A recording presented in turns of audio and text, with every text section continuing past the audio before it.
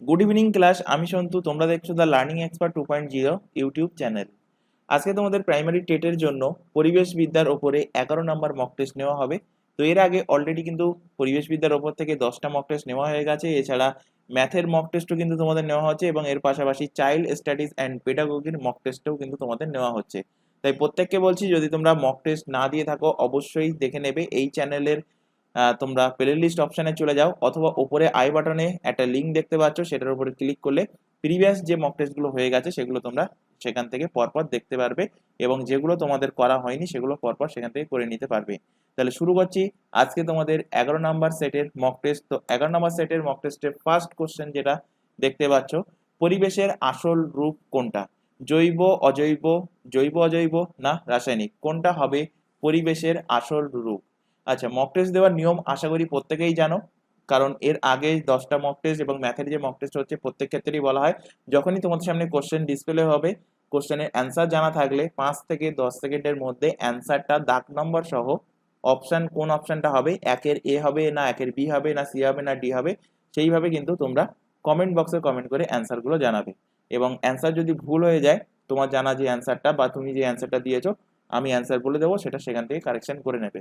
তো অ্যান্সার কি হবে? আশা করি অ্যান্সার তোমরা দিয়ে দিয়েছো। অ্যান্সার হবে পরিবেশের আসল রূপ, অর্থাৎ পরিবেশ জৈব অজৈব উপাদান দ্বারা গঠিত। তো অপশন নাম্বার সি এর কিন্তু সঠিক অ্যান্সার হবে।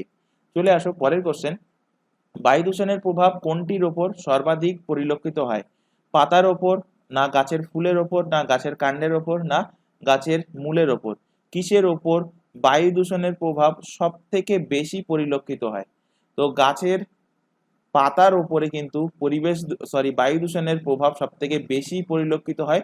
অপশন নাম্বার এ এর কারেক্ট অ্যান্সার হবে। দেখবে রাস্তার আশেপাশে যে সমস্ত গাছগুলো থাকে, গাছের পাতাগুলোতে ধুলোতে ভর্তি হয়ে থাকে, ধুলোতে একদম সাদা হয়ে থাকে। তো সেই কারণে গাছের প্রত্যেকটা অংশই বায়ু দূষণের জন্য প্রভাবিত হয়, কিন্তু সব থেকে বেশি পরিলক্ষিত হয় সেটা হলো কোথায়? সেটা হলো গাছের পাতায়। চলে আসো পরের কোশ্চেন। ঝাঁঝি জাতীয় জলজ উদ্ভিদ তাদের দেহের কোন অংশের মাধ্যমে সালোকসংশ্লেষের জন্য কার্বন ডাই অক্সাইড গ্রহণ করবে? তো ঝাঁঝি জাতীয় যে সমস্ত জলজ উদ্ভিদ, সেটা তাদের দেহের কোন অংশের মাধ্যমে পরিবেশ থেকে কার্বন ডাই অক্সাইড গ্রহণ করে? পত্ররন্ধ্র, লেন্টিসেল, দেহতল না কিউটিকল? কিসের মাধ্যমে ঝাঁঝি জাতীয় জলজ উদ্ভিদরা কার্বন ডাই অক্সাইড পরিবেশ থেকে গ্রহণ করে? আশা করি অ্যান্সার দিয়ে দিয়েছো। অ্যান্সার হবে দেহতলের মাধ্যমে। তো অপশন নাম্বার সি এর কিন্তু কারেক্ট অ্যান্সার হবে। চলে আসো পরের কোশ্চেন। কোন বস্তুটি প্রধানত শ্বসন ঘটে? কোন বস্তুটিতে শ্বসন ঘটে? গ্লুকোজে, ফ্যাটি অ্যাসিডে, প্রোটিনে না শ্বেতসারে? কোন বস্তুটিতে মেনলি শ্বসন হয়ে থাকে? তো শ্বসন মেনলি হয় গ্লুকোজে। অপশন নাম্বার এ এর কিন্তু কারেক্ট অ্যান্সার। চলে আসো পরের কোশ্চেন।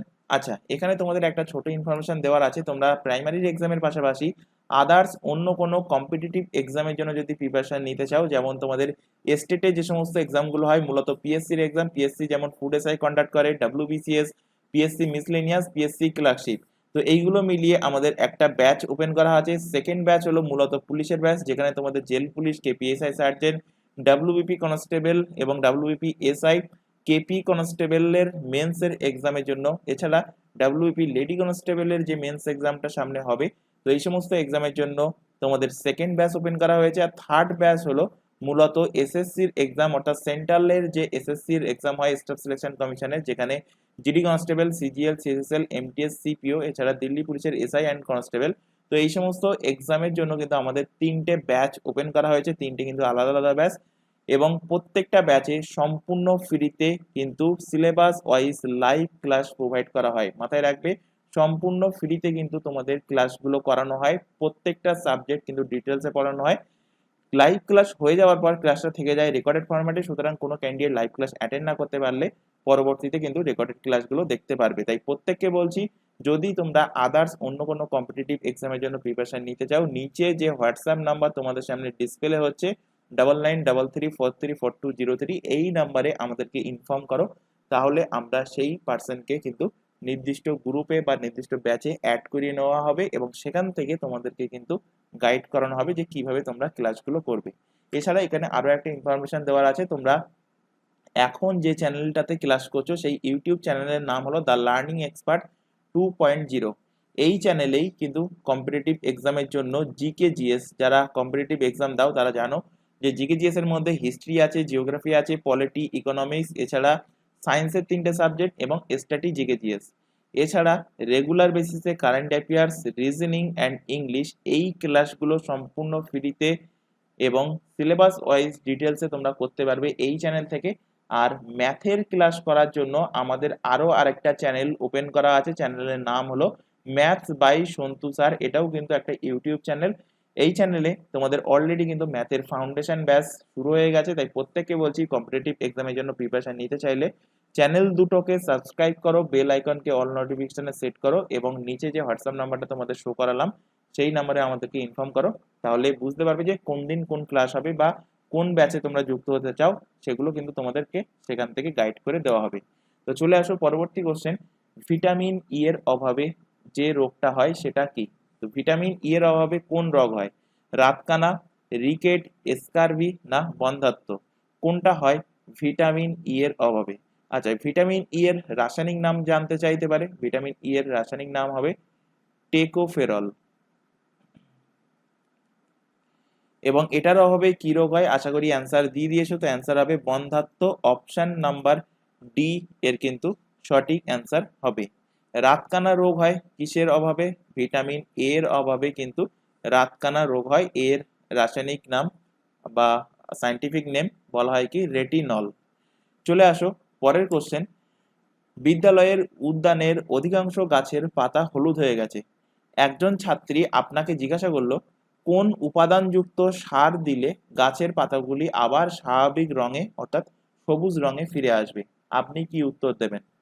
আপনি কোন উত্তর দেবেন? Option A B C D এর মধ্যে দেখো এখানে লেখা আছে। অপশন এতে নাইট্রোজেন ও আয়রন, অপশন বিতে আছে আয়রন ও ম্যাগনেসিয়াম জাতীয় সার, অপশন সিতে আছে ম্যাগনেসিয়াম, আয়রন ও নাইট্রোজেন ঘটিত সার, অপশন ডিতে আছে শুধুমাত্র নাইট্রোজেন ঘটিত সার। তো গাছের পাতা যদি হলুদ হয়ে যায়, সেই গাছের হলুদ পাতাকে আবার আগের রঙে ফিরিয়ে আনার জন্য যে সার প্রয়োগ করতে হবে, সেই সারে কিন্তু অবভিয়াসলি ম্যাগনেসিয়াম থাকতে হবে, আয়রন থাকতে হবে এবং নাইট্রোজেন থাকতে হবে। তো এখানে সঠিক অ্যান্সার হবে option number C, magnesium, iron and nitrogen ঘটিত সার কিন্তু ব্যবহার করতে হবে। চলে আসো পরের কোশ্চেন, পৃথিবীর কঠিনতম অংশকে কি বলা হয়? আয়নোস্ফিয়ার, লিথোস্ফিয়ার, হাইড্রোস্ফিয়ার না আটমোস্ফিয়ার? তো পৃথিবীর কঠিনতম অংশকে কি বলে?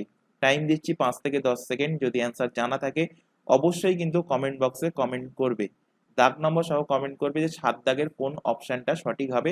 দাগ নম্বর লিখবে, তার পাশে অপশন লিখবে। তো পৃথিবীর সব থেকে কঠিনতম যে অংশ সেটাকে বলা হয় কি লিথোস্ফিয়ার।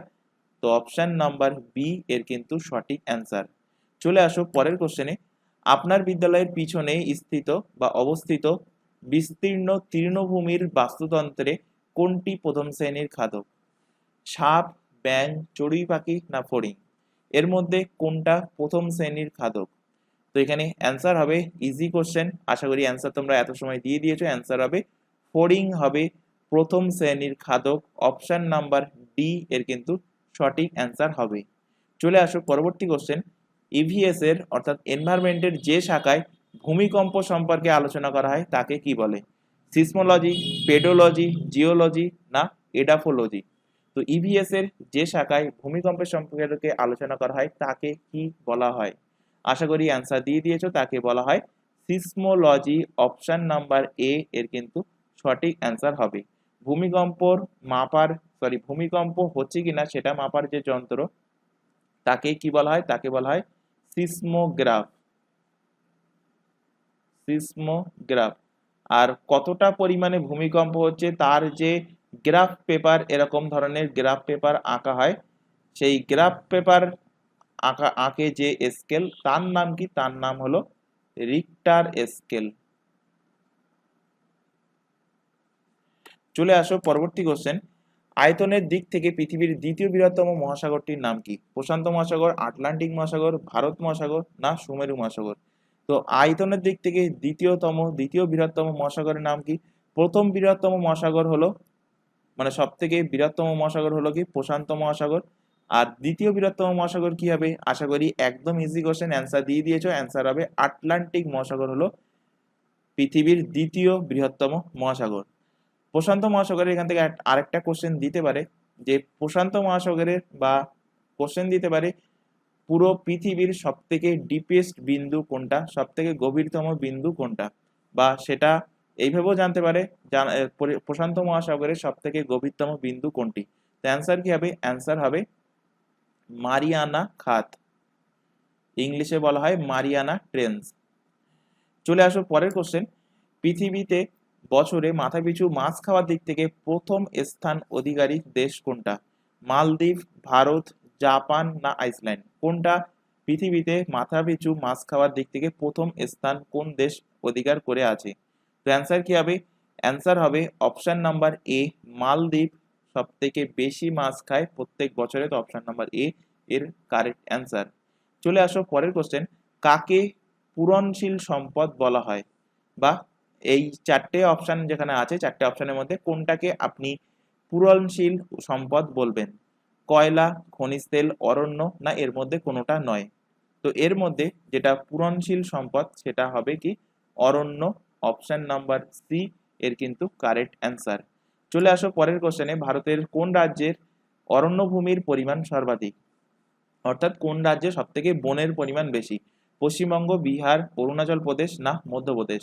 কোন স্টেটে ভারতের কোন রাজ্যে সব থেকে বনের পরিমাণ বেশি থাকে? যারা রেগুলার বেসিসে এই চ্যানেল থেকে কারেন্ট অ্যাফেয়ার্সের ক্লাস করে তাদের কাছে ইজি কোশ্চেন, কারণ সেখানে বহুবার তোমাদের পড়ানো হয়েছে। একটা পড়িয়েছিলাম পার্সেন্টেজের হিসাবে অর্থাৎ ঘনত্বের হিসাবে, আর একটা পড়িয়েছিলাম সব থেকে এমনি বনের পরিমাণ কোন রাজ্যে বেশি। তো সব থেকে বনের পরিমাণ বেশি মধ্যপ্রদেশে, অপশন নাম্বার ডি এর কিন্তু সঠিক অ্যান্সার হবে। চলে আসো পরের কোশ্চেন, অরণ্য বিনাশের অন্যতম ফলাফল কি?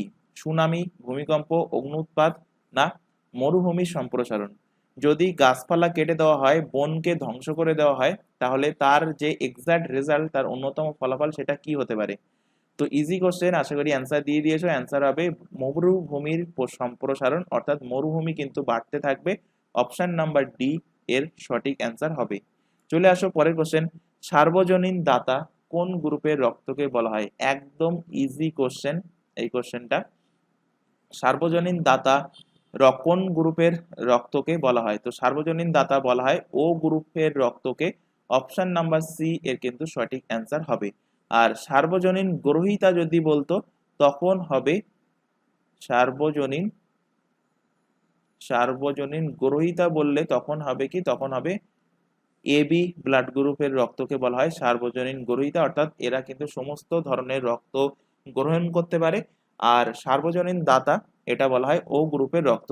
যদি এটা মেডিকেল লাইনের এক্সাম হতো তখন এখানে আরএইচ ফ্যাক্টর কাজ করতো, তখন ও এর কোন আরএইচ ফ্যাক্টর সার্বজনীন গ্রহীতা বলা এই দাতা বলা হয়, বা এবি এর কোন আরএইচ ফ্যাক্টরকে সার্বজনীন গ্রহীতা বলা হয়, তখন সেটা সেখানে আমরা ডিসকাস করতাম। তো এখানে প্রাইমারি এক্সামে অত ডিটেলসে যাবে না, জাস্ট ব্লাড গ্রুপের নামগুলো জিজ্ঞাসা করবে। চলে আসো পরের কোশ্চেনে, প্রাথমিক শিক্ষা স্তরে ইভিএস এর পাঠ্যক্রমে পদার্থবিজ্ঞান, জীবন বিজ্ঞান, ইতিহাস ও ভূগোল বিষয়গুলিকে সংযুক্ত করা হয় কেন? অপশন নাম্বার এ, অন্তর্ভুক্তিমূলক শিক্ষণ প্রক্রিয়াকে ত্বরান্বিত করে। অপশন নাম্বার বি, পরিবেশ পর্যবেক্ষণে শিক্ষার্থীর আন্তরিকতাপূর্ণ মনোভাবের সৃষ্টির জন্য। অপশন নাম্বার সি, বিদ্যালয়ের বিষয় শিক্ষকের সংখ্যা কমানোর জন্য। অপশন নাম্বার ডি, ওপরে সবকটি। তো এখানে কোনটা সঠিক অ্যান্সার হবে? যে প্রাথমিক স্তরে ইভিএস এর পাঠ্যক্রমে পদার্থবিজ্ঞান, জীবন বিজ্ঞান, ইতিহাস, ভূগোল এই বিষয়গুলোকে কেন একসাথে রাখা হয়েছে বা কেন সংযুক্ত করা হয়েছে? তো অ্যান্সার হবে পরিবেশ পর্যবেক্ষণে শিক্ষার্থীর আন্তরিকতাপূর্ণ মনোভাব সৃষ্টির জন্য কিন্তু এটা করা হয়েছে। তো অপশন নাম্বার বি এর কারেক্ট অ্যান্সার হবে। চলে আসো পরের কোশ্চেন, প্রীতি একজনের নাম। প্রীতি পঞ্চম শ্রেণীতে দূষণ অর্থাৎ পলিউশনের বিষয়টিকে অত্যন্ত গুরুত্ব সহকারে শিক্ষার্থীদের আত্মস্থ করাতে চান। তিনি কোন পদ্ধতি অবলম্বন করবেন? দূষিত নদী ভিজিট করাবেন। অপশন বি, বিশেষজ্ঞদের মাধ্যমে বায়ু, জল, শব্দ দূষণের উপর আলোকপাত করবেন।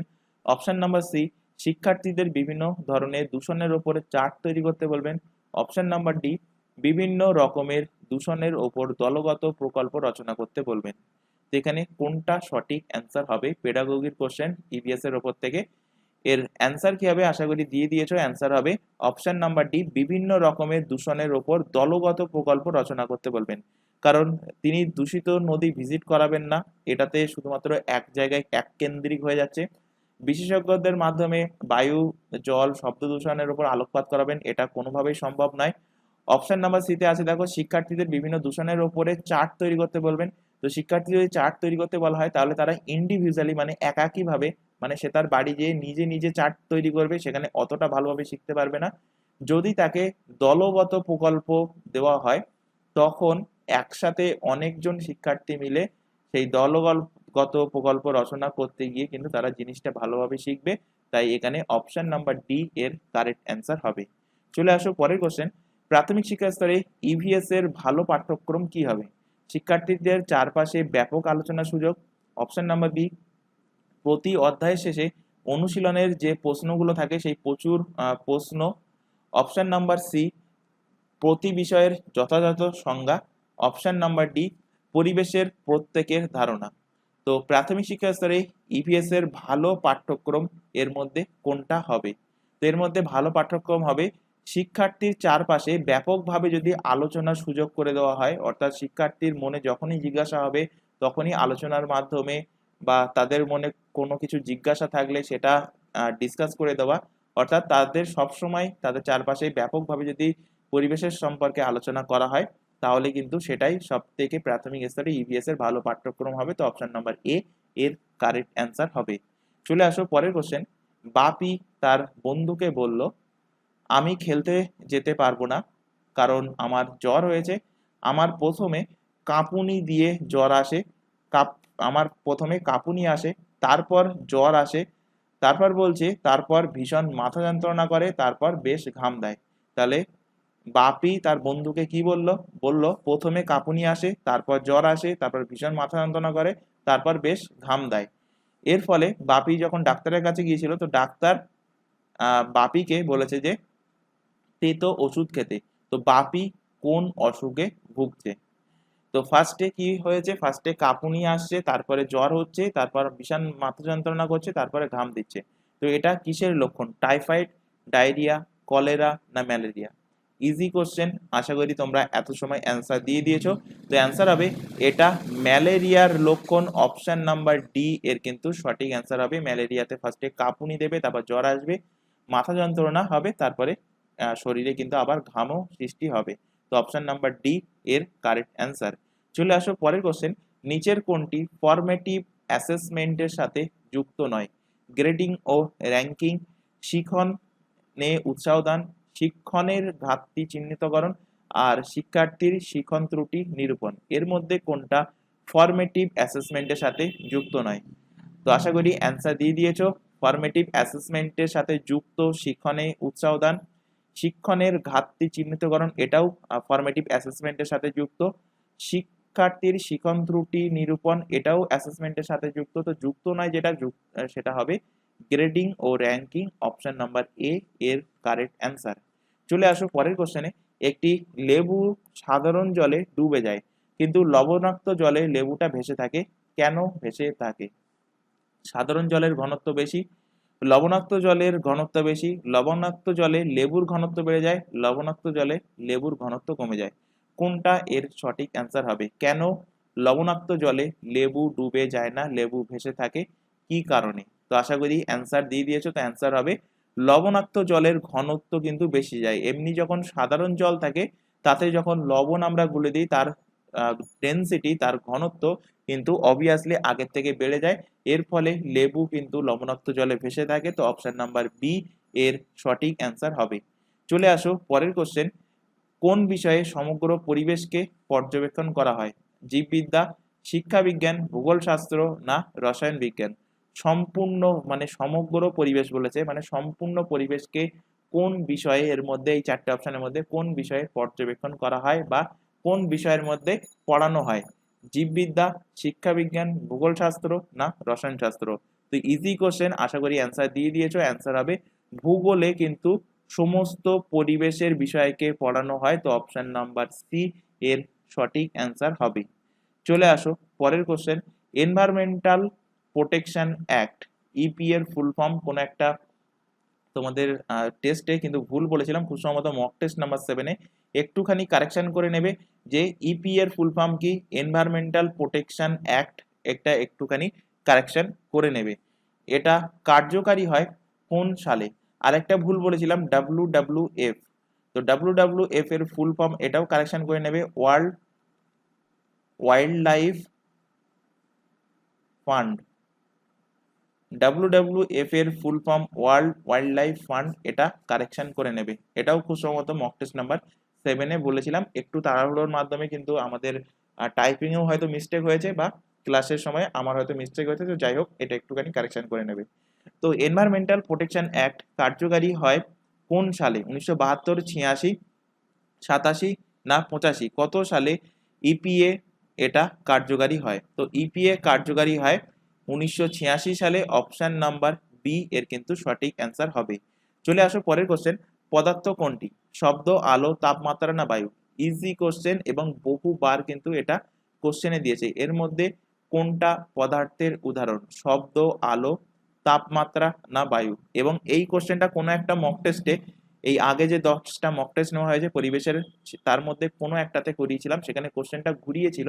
কোশ্চেনটা ছিল বায়ু কি ধরনের পদার্থ, সেখানে বলেছিলাম বায়ু মিশ্র পদার্থ। তো সুতরাং এর আগের মক টেস্টগুলো যদি তোমরা দিয়ে থাকো তাহলে ইজিলি অ্যান্সার করতে পারবে। অ্যান্সার হবে অপশন নাম্বার ডি, বায়ু হলো এর মধ্যে পদার্থ।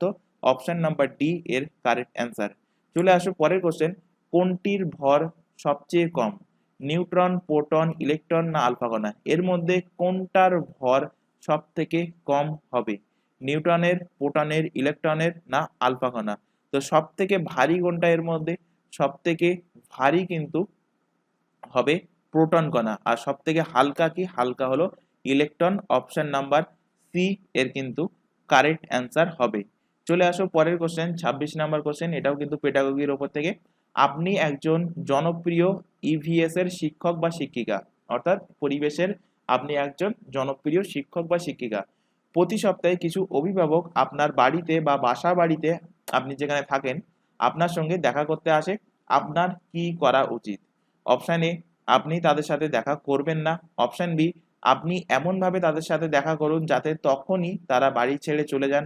অপশন নাম্বার সি, আপনি অত্যন্ত আন্তরিকতার সাথে তাদের বলুন আগে অনুমতি না নিয়ে বাড়িতে না আসতে, কেননা রবিবার আপনার ব্যস্ততম দিন। অপশন নাম্বার ডি, বিষয়টি প্রধান শিক্ষককে জানাবেন। তো এর মধ্যে কোনটা সঠিক অ্যান্সার হবে? তো আশা করি অ্যান্সার দিয়ে দিয়েছো পেডাগোগির ওপর থেকে কোশ্চেন ইভিএস এর। তো অ্যান্সার হবে অপশন নাম্বার সি, আপনি অত্যন্ত আন্তরিকতার সাথে সেই অভিভাবকদের বলবেন যে আগে থেকে অনুমতি না নিয়ে আসতে, কারণ রবিবার বা ছুটির দিন যেদিন থাকবে সেদিন আপনি বাড়ি থাকবেন কিনা থাকবেন না সেটা কেউ জানে না, বা সেটা অভিভাবকরাও না জানতে পারে। অর্থাৎ অভিভাবকরা যদি আসে তাহলে তাদের ফিরেও যেতে হতে পারে, সেই কারণে অনুমতি নিয়ে আসতে বলবেন, কারণ আপনার যে ছুটির দিন বা এখানে লেখা আছে রবিবার আপনার ব্যস্ততম দিন। চলে আসো পরের কোশ্চেনে, মানচিত্রে কোনো স্থান খুঁজে বার করার জন্য কোনটা আবশ্যিক, কোনটা জানার দরকার? জ্ঞান থাকার দরকার, উপলব্ধি থাকার দরকার, প্রয়োগ থাকার দরকার না দক্ষতা থাকার দরকার? তো মানচিত্র থেকে কোনো একটা স্থান খুঁজে বার করতে গেলে অবভিয়াসলি দক্ষতা থাকার দরকার। দক্ষতা না থাকলে মানচিত্রে, সাপোজ ধরো Bharat, Pakistan, Bangladesh, America, Canada, Mexico, ওদিকে আইসল্যান্ড, গ্রিনল্যান্ড, বিভিন্ন দেশের নাম তোমরা জানো, কিন্তু সেই দেশগুলো কোথায় কোন পজিশনে আছে, উত্তর গোলার্ধে আছে না দক্ষিণ গোলার্ধে আছে, বা কোন দ্রাঘিমায় আছে বা কোন অক্ষাংশে আছে, এগুলো যদি জানা না থাকে তাহলে খুঁজতে কিন্তু অনেক টাইম লাগবে। সেই কারণে দক্ষতা অবভিয়াসলি থাকার দরকার। তো অপশন নাম্বার ডি এর কিন্তু কারেক্ট অ্যান্সার হবে। চলে আসো পরের কোশ্চেনে, কিভাবে পশুপালন করা হয় তার উপর আপনি ছেলে মেয়েদের প্রকল্প নির্মাণ করতে বলবেন। তারা বেশ কয়েকটি পশুপালন খামারে পশুপালকদের সাক্ষাৎকার নিয়ে তথ্য সংগ্রহ করলো। কিভাবে না, এই প্রকল্পে পশুপালকরা কি?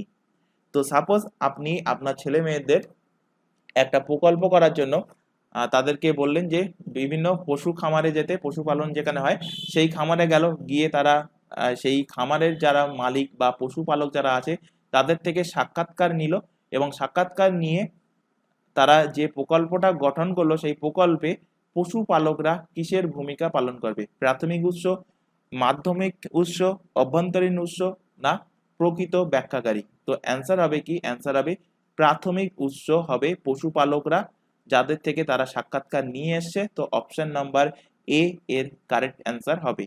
চলে আসো পরের কোশ্চেন। পঞ্চম শ্রেণীর শিক্ষার্থীদের কেস স্টাডির ধারণা দেওয়ার জন্য একজন শিক্ষক বা শিক্ষিকা নিচের কোন বিষয়টি বাছবেন?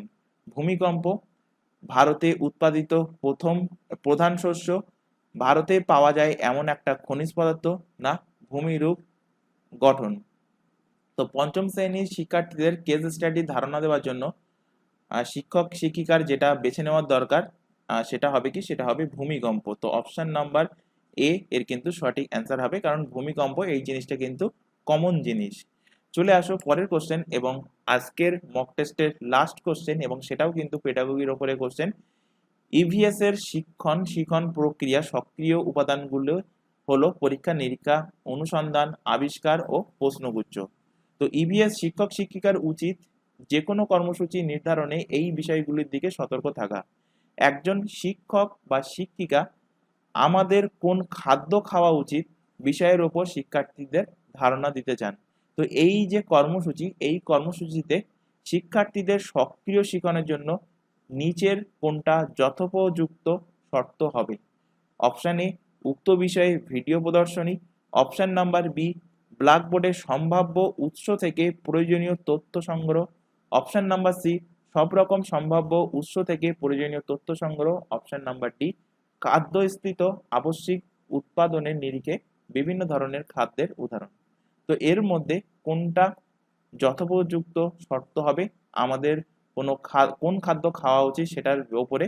তো অ্যান্সার হবে সব রকম সম্ভাব্য উৎস থেকে প্রয়োজনীয় তথ্য সংগ্রহ, অর্থাৎ অপশন নাম্বার সি এর কিন্তু কারেক্ট অ্যান্সার হবে। তো আশা করি আজকের এই যে মক টেস্টের সেশনটা করানো হলো, যেখানে 30টা কোশ্চেন ছিল, প্রত্যেকটা কোশ্চেন তোমাদের কাছে ডাউট যদি থাকে প্রত্যেকটা কোশ্চেন ক্লিয়ার হয়েছে। যদি ডাউট থাকে অবভিয়াসলি কিন্তু তোমরা কমেন্ট বক্সে কমেন্ট করে জানাবে। আর ক্লাস ভালো লাগলে অবভিয়াসলি ক্লাসটাকে তোমরা লাইক করবে। দেখছি ম্যাক্সিমাম ক্যান্ডিডেট ক্লাসগুলো দেখছো কিন্তু লাইক করছো না।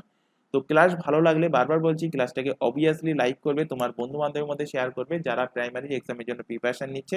তো আজকের এই মক টেস্ট বা আজকের এই ক্লাস এই পর্যন্ত। নেক্সট দেখা হবে পরবর্তী মক টেস্ট নিয়ে। Thank you.